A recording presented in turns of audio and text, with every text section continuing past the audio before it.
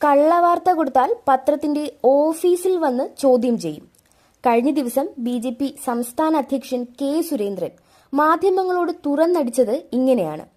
വാസ്തവവിരുദ്ധമായ വാർത്തകൾ സ്ഥിരീകരണം പോലും നടത്താതെ പടച്ചുവിടുന്നു എന്ന് ആരോപിച്ചായിരുന്നു രൂക്ഷ പ്രതികരണം.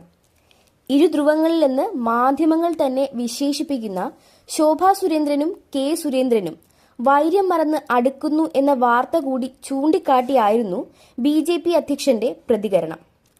പാലക്കാട് തിരഞ്ഞെടുപ്പ് ഫലത്തിന് പിന്നാലെ കെ. സുരേന്ദ്രന്റെ ബി.ജെ.പി. അധ്യക്ഷ സ്ഥാനം കയ്യാലപ്പുറത്തെ തേങ്ങ പോലെ ആയിരുന്നു എന്നായിരുന്നു വിലയിരുത്തൽ.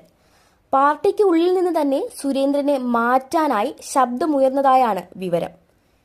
എന്നാൽ സംഘടനാ തിരഞ്ഞെടുപ്പ് നടപടികളിലേക്ക് കടന്നതോടെ സുരേന്ദ്രൻ വിഭാഗവും ശോഭാ സുരേന്ദ്രൻ വിഭാഗവും തമ്മിൽ അടുക്കുന്നു എന്നായിരുന്നു വാർത്ത. കേന്ദ്രമന്ത്രി പി. മുരളീധരൻ